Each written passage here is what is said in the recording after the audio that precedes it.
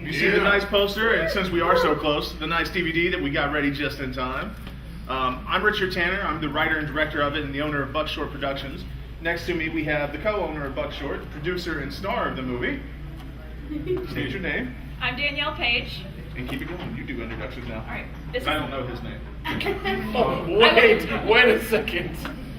All right, I won't tell you your name. You can tell it like I do. I'm all right, Nick. so he... I shot the movie and I edited and did all the technical stuff on it. This is Dante. He's the main actor. Yeah, my name is Dante. I'm one of the actors in Frankenthug. And my man.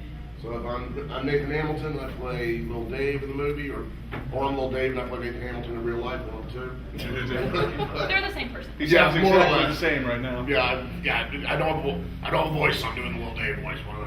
I play the villain of the movie. All right, so the way I've been wanting to start this, because I've been thinking about this for like a week now, because the best thing I've heard is Nathan Hamilton's description of what this movie is. Like, I've written it on the back, that's fine, but Nathan describes it in the best way. So Nathan, if you would, tell them what Frankenthug is. Frankenthug is a flick about Satan's Own, which is my biker gang. I play the leader. We go in, we take over the local drug trade, and in the process gun down one of the local dealers. And he is then brought back through hood science, aka weed that'll raise the dead. And so Frankenthug and Satan's Own go to war. That is basically the movie. Reaper of the Undead is the best. I messed up on that title. We shot the movie around here. It was really fun. It was the biggest movie we've done too, but it's the best movie we've done. It was shot in south side of Atlanta. A couple of shots actually in Atlanta. I don't know, maybe y'all know where Manuel's Tavern is, but we shot up there. Love the place, man. So like I got their title in it. I'm like, let's support them. Video drone, all that. But we're just local around here doing it, and this movie was my homage to growing up in Riverdale, in the South Side. Where it's like, I'm the only white boy in class, and I'm like, my best friends are black since I was young, and I was like, we grew up watching Tales from the Hood. You know, Friday was the holy grail to us, and I'm like, I love horror movies, but I'm really tired of all these white people going into the woods and getting slashed up. I'm like, this ain't going to happen to me, because I'm not going to be there. But, you know, if I'm in a club and someone starts doing some crazy shit, then it's like, oh, okay, maybe this isn't so good. So I wrote it. It was really fun doing it. It was supposed to be a short. It was just going to be with my buddy who has long dreads that plays Frankenthug in this. He was just supposed to be under a sheet, and we pull him off, and he comes up, and he's alive. And it was going to be our new logo. But then these assholes, as I started talking to them, I'm like, man, this is a cool movie idea. They're like, yeah, you should write a movie called Frankenthug. And we just started going with it. And holy shit, we made a feature length about a dude who comes back from the dead by smoking weed and just starts killing people. Night of the Living Kush. Night of the Living Kush. Great. I remember you messaging me about this. Should I make it? Should I make it? Yeah, do it. Go ahead, do it, man. It's fine. Just know, man, Yeah. drinking and Facebook's a horrible thing. You'll start doing a lot of weird shit. It's just people agree with you every time. That explains the 2:30 a.m. messages you kept sending me. Right? Should I do it? Yes, you should. What about you? What are your experiences with it? What did you get out of it? Because you produced it, so you brought your own little design to it as well. What do you think? I grew up the same situation, like Richard said, on the south side of Atlanta in the hood area. So I grew up very similar. You know, I loved Friday. I loved Undercover Brother. That was one of my favorite movies growing up. So when this idea was presented to me of like, hey, what if we mixed like Frankenhooker with Undercover Brother? And I was like, huh. I mean, yeah.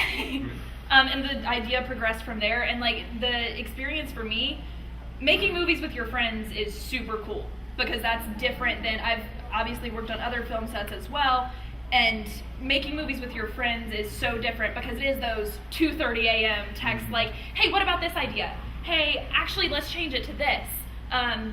Hey, this might be a drunk thought, but what if we added it to the movie? And that's unique. And then the next day it's like, why did we do this? Oh yeah, I was drunk and I came up with this idea. And then it's justified, and you're like, yep, it's in the movie now. Plug some shit. What else you been in? Because you do a lot of acting too. I know you mainly produced for me. You've directed though. What else have you done? I've a bunch of other projects. Can't think of a single one right now, can you? Nope. Bring up Arte Factum. Yeah. Oh yeah. There you go. Wages of Sin. I actually I am in one of their shorts in an anthology in the Arte Factum series.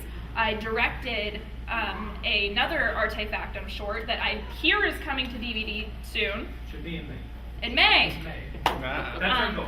I have a project that's getting announced next month that I'm currently not allowed to talk about, but I'm super thrilled and super excited to get out It's there. always fun stuff.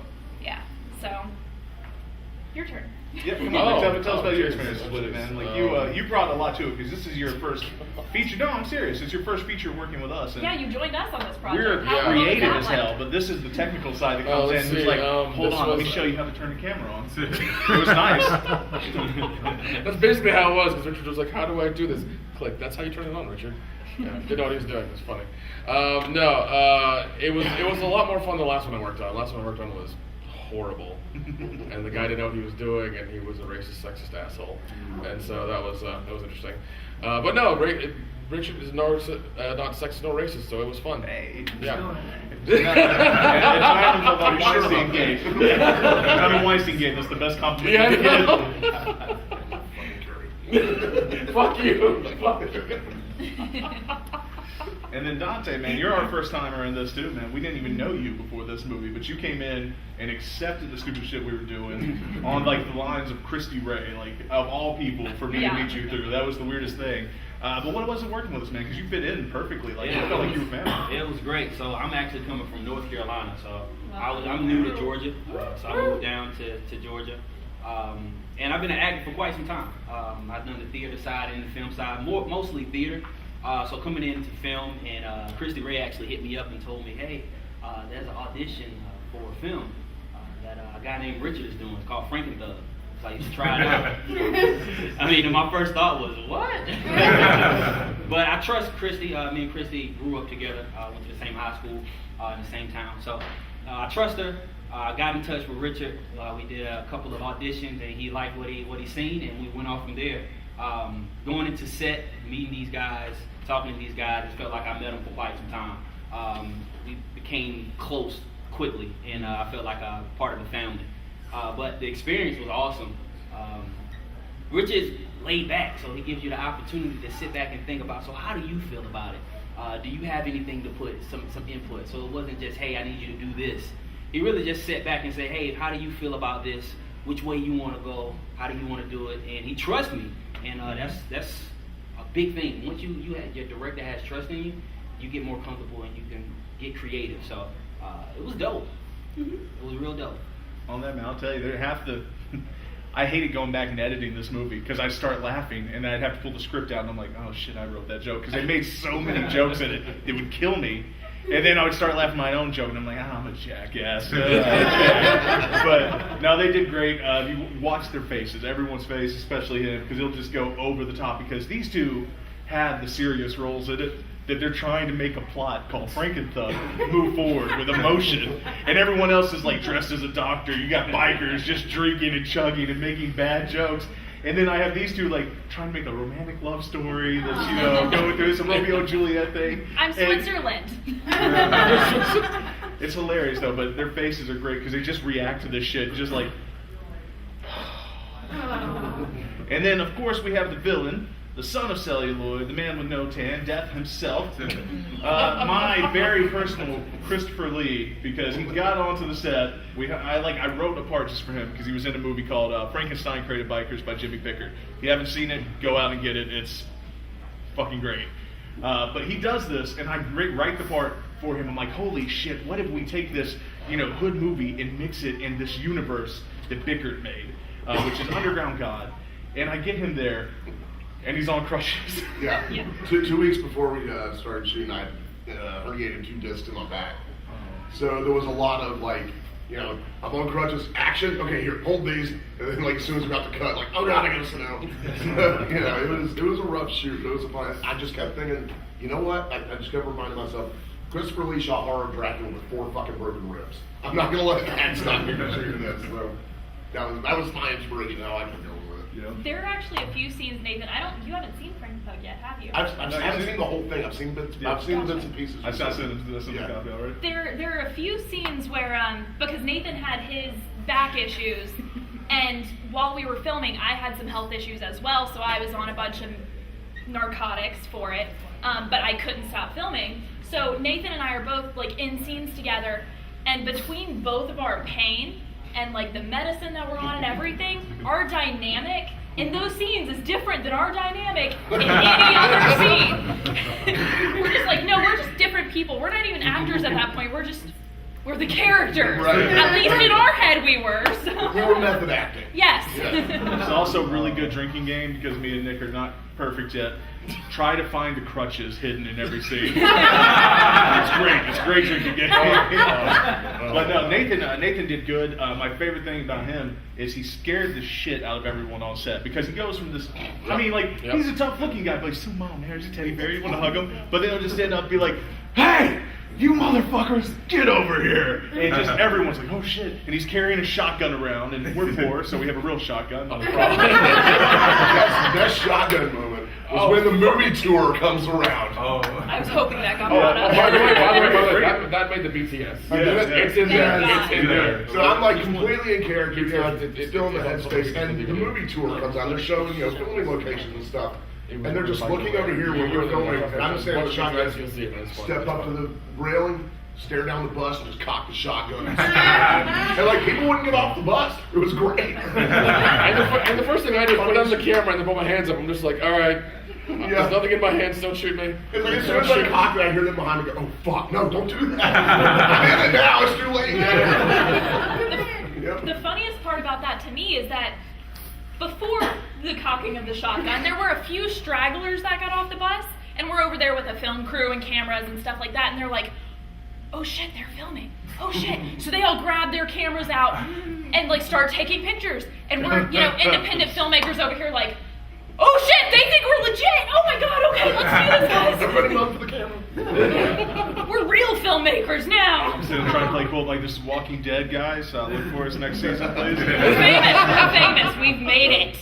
Yeah. More like Walking Dead the web series or something. That's what it would be. Sorry, so we did this movie, I think we did in about 3 months. Talking about some good things, but let's go. What was the worst part for you doing it? Me was, for a sad moment, we do dedicate this movie to a good friend of ours, to Tony from the Casket Creatures. Yeah. I mean, God bless him. He was a great guy. We lost him, and he was awesome. But he was actually going to be a big part in this movie. And it was horrible because we're all friends with him. And we had to recast a lot, switch a lot of things around. But it worked out for the movie, and it was a really good homage to our friend. And I'm really happy that we have music from him, we have pictures of him in there, and it'll be forever in there. And that's like both my favorite and worst part of it. Get sentimental over here, but So what was for you? Let's go to the worst parts. Let's circle around. Oh gosh. Probably the lab scene day. That was the worst day. Yeah, that's the lab scene. Yeah, it was not windy and it was humid and it was just humid. It was 100 fucking degrees in the cabin. Yeah. Well, the thing was that we weren't even in the garage. We were outside, and it was still really bad because once you left that area, it was fine. Like I almost collapsed. I didn't sit in my car for 15 minutes and just turn on the air. I was like, I'm going to fall over. Yeah, I think the lab scene was really the tough part for me. It was just hot as hell, and there wasn't enough water. Nathan sitting over there going, "What the fuck y'all talking about?" I was in a leather jacket. Yeah, that's true.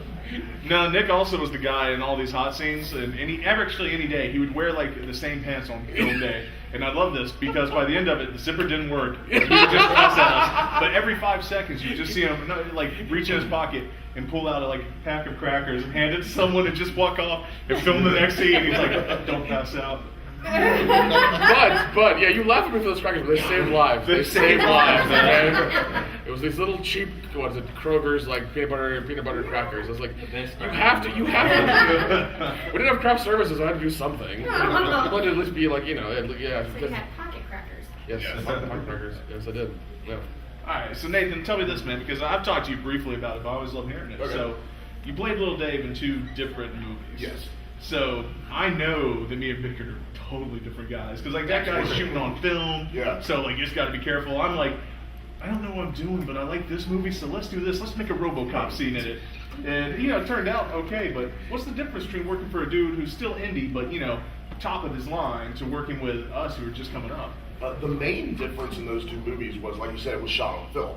So there was no room for improvisation. There was no room for second takes. It was, we got to get this. We have 12 feet left on this roll. We got to get this scene in. And on Frankenthug, it was cool because, like he was saying earlier, you allow us a lot of leeway in the script to really find the character in it. So you got to use the script as bullet points to figure out how to get the words in your character's mouth and figure that out. So it's the fact that there was a lot more freedom to create than Frankenthug. That was the main difference to me. Okay. That's good. I like giving freedom. That's a pretty good thing. And what about you, Danielle? You're the only one here that's worked on every movie with you, because we actually started at the same time. We did our first short and just went with it. Well, and we it was kind of co-founded crazy. the company together. Exactly. So what does this movie do to you as opposed to every other movie we've done? Like, not even trying to sell it, because I know we've been selling it all weekend, but to me, like, this is my favorite movie we've done by far. I agree. I think the quality is a lot higher.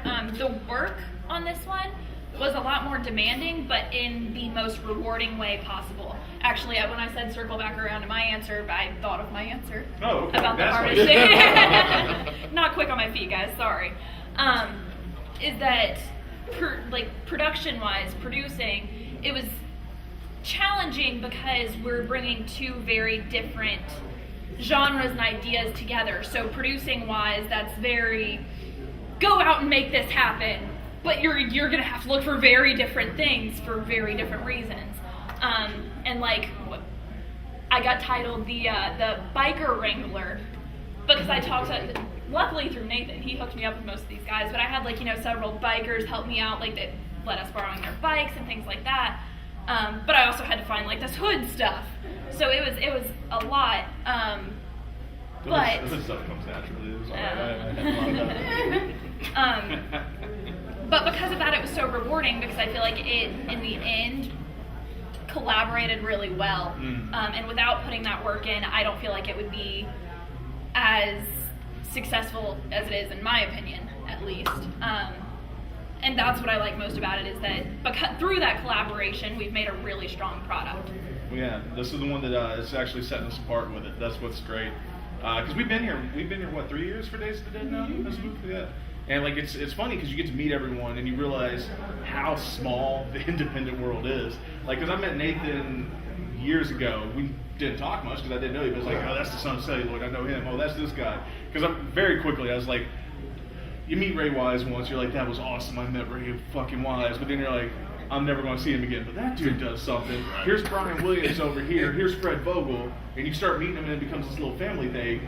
And then you start making movies, and that's when it gets weird, because you start just going up these levels, and you're like, you have people come up to you, and you're like, oh, I've heard of Room for Rent, I've heard of Once Upon a Nightmare, Frankenthug, I've been waiting for this one. And this is our first year where it feels like we've arrived, that people are going, hey, I've heard of this, I've been wanting to see it, everyone's telling me about it, and it's like, who? So it's pretty interesting. You and I have actually talked about this, because after last year, we were little high schoolers, and we were like, we're sitting at the end of the cool kids table. We're not part of the conversation, but we're at the table. And then this year it kind of felt like we're more part of the conversation. And that's now it's like prom king and queen. It's just like, hey, it's over here. Just get loud with it. I'm gonna tell you another challenge that I had. Coming from a theater background and transitioning over to film. Right before I started this film, I was in a play.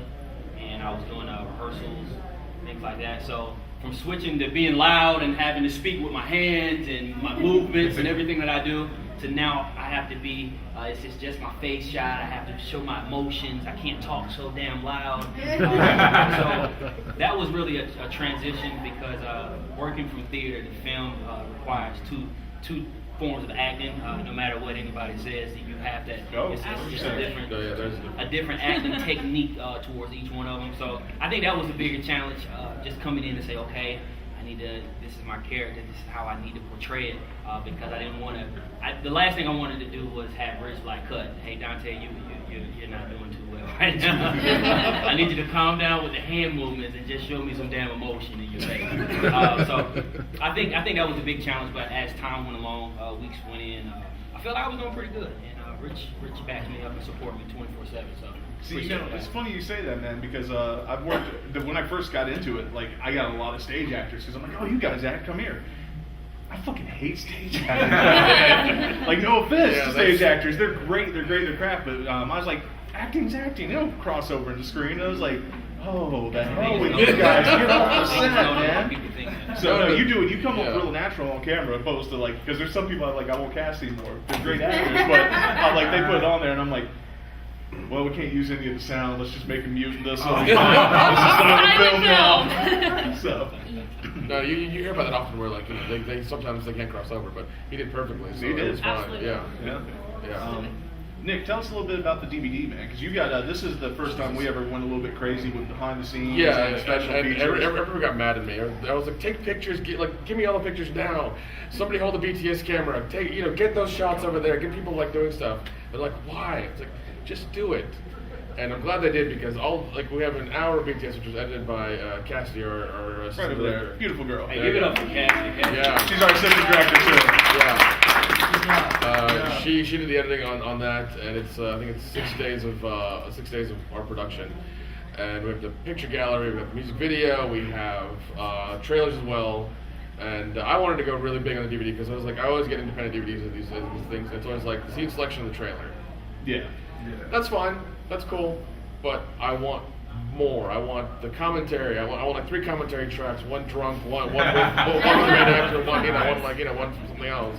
I want the BTS to be 90 minutes. I want like an hour picture gallery. I want like all kinds of dumb shit like that for me spending the money on it. And like that's what I wanted with this one, and it took me forever to get the DVD right, and I finally did.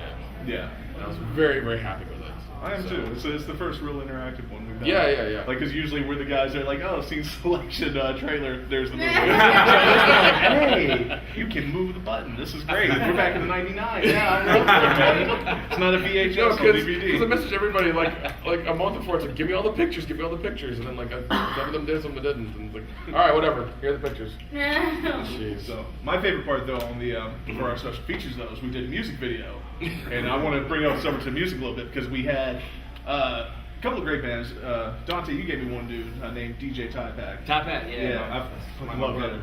But it's great to me because this is not the type of shit you're going to get like a Days Dead. Because usually you'll get one type of music, you'll usually get really bad metal. Yeah. But we've been friends with Casket Creatures forever, and we got the marvelous Del Jepson and the Nighthawks, and he's in this, and it's just great because you'll go from like classic '70s rock to punk music to this really good hip hop on it, and then of course, as any indie person will ever use, Kevin McLeod to do our little scoring in between. So, tell us. Let's go to you first, Nathan.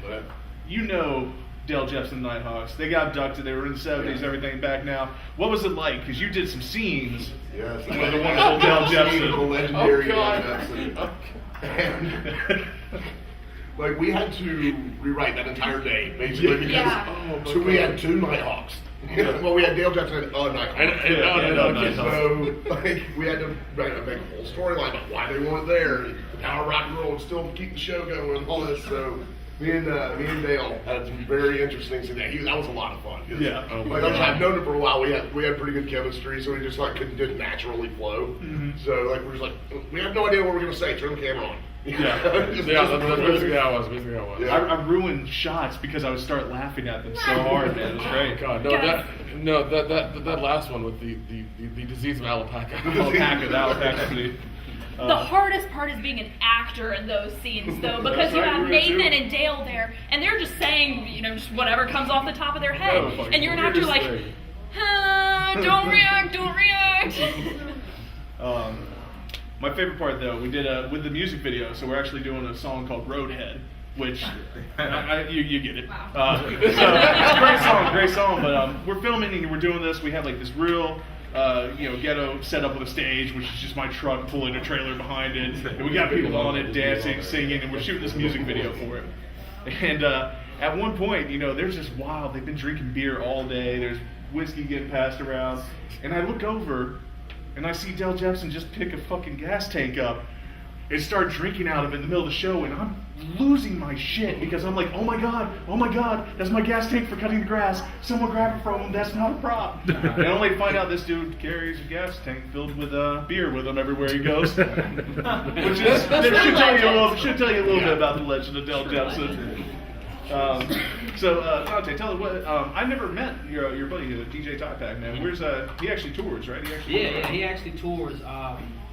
He's a DJ he actually helped DJ for quite a few hip hop artists like 2 Chainz and local artists in Houston. Mm-hmm. So he's traveled to Florida, Texas, New York. He's actually from New York, North Carolina, all the way to California. So he does a lot of things. He's an up and coming DJ. Yeah. But he does great music. And when you said you needed some music, that was the first person that came to mind because he does great beats, produce. So I grew up with him when he moved from New York to North Carolina. He's been my brother ever since. So when the opportunity presents itself, I was like, hey, we got an opportunity for you. So yeah, I loved it. It's funny to me too because, like I said, Dante's first time in the movie, and then he's helping with the movie music credits. I like got people getting bikers and everything. Like no one wears one hat on it. It's like, yeah, I'm the writer director, but I cut the movie together, then I give it to Nick, and I'm like, Nick, can you make this better?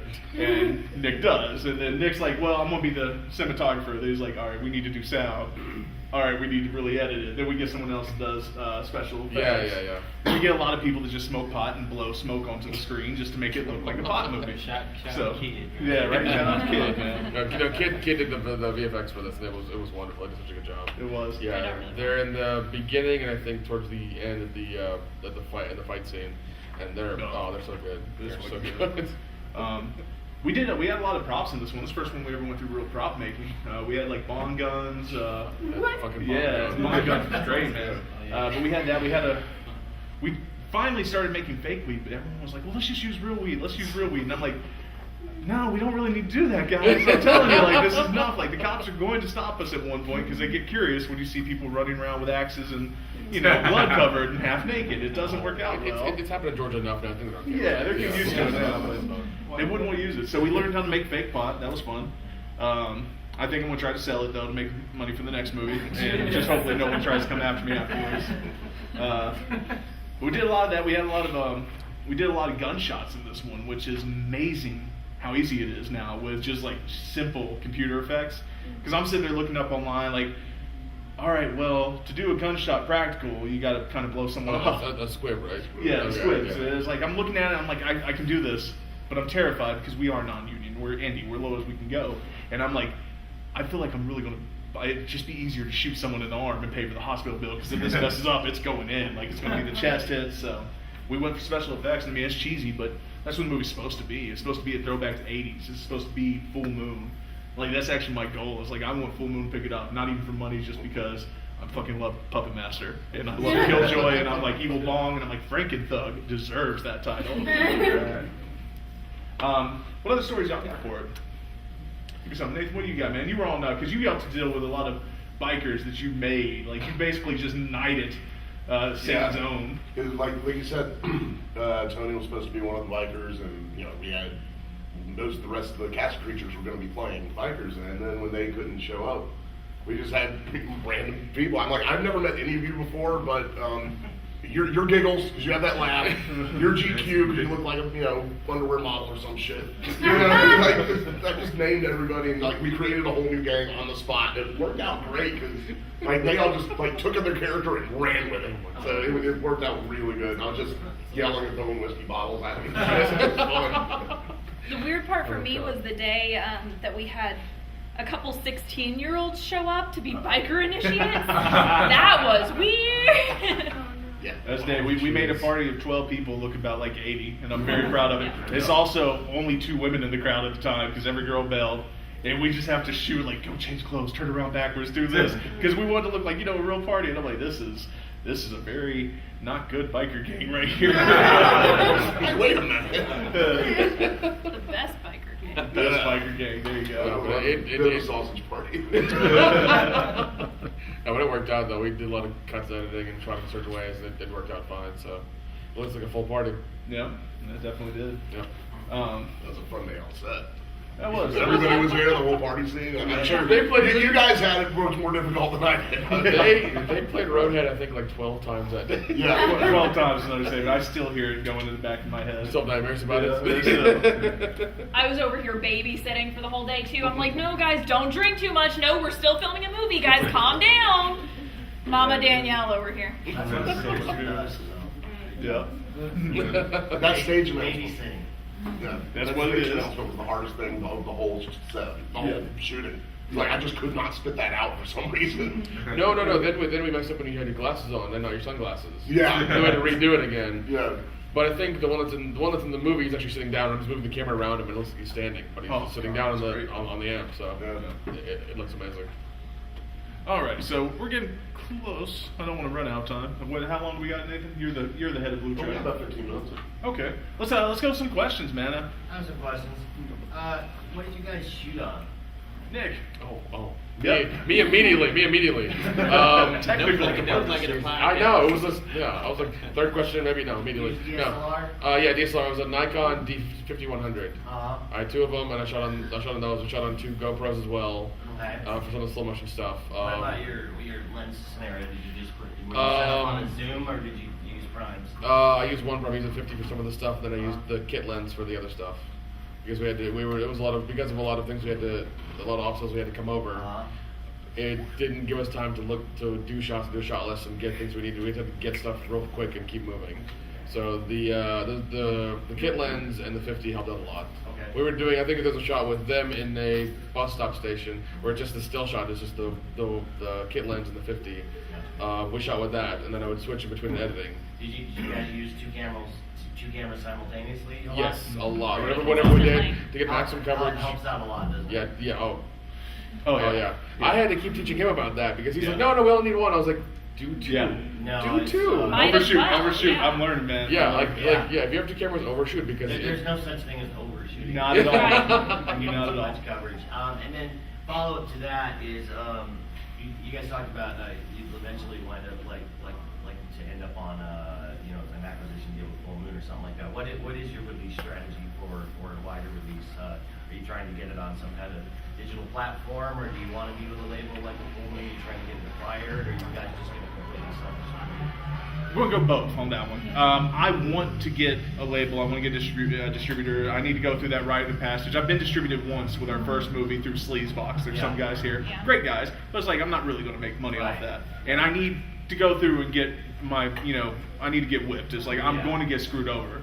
Yeah. So I'm scared of distribution, but like I need to do it. I need to see what the ropes are, find out where I mess up. Sure. And if that doesn't work, because they may not pick it up, but then I'm going to go through that individual, like we're doing the cons already, just to get it out there. We'll put it on Amazon, because I mean, it's not dirty enough not to be on Amazon. Yeah. So it's going to be, it'll actually make it there. Yeah, So, and I guess a reverse engineered question from that is, how did you acquire the funding for it? Was it primarily, did you guys raise money? Was it your own money? Did you do on credit cards? It was self-funded originally. Then we did an Indiegogo to kind of put money back in our pocket. Because the Indiegogo track is becoming so unreliable, Yeah. especially among independent filmmakers, we didn't want to ask for money up front. You mean unreliable in terms of not meeting your goal? In terms of, there are a lot of people that don't trust Indiegogo and things Really? like backing stuff like that unless the project is made, Got it. because they've been burned by it so many Right, times. so many times. So all of the money came straight out of our pocket, and then when we got the money back from the Indiegogo, after the film was done, completed, ready to go, that's when we're getting our money back from Gotcha. it. Okay. A lot of favors, too. A lot of favors. Oh yeah. Absolutely. Just please bring bikes, bring beer, come on, let's do this, man. Absolutely.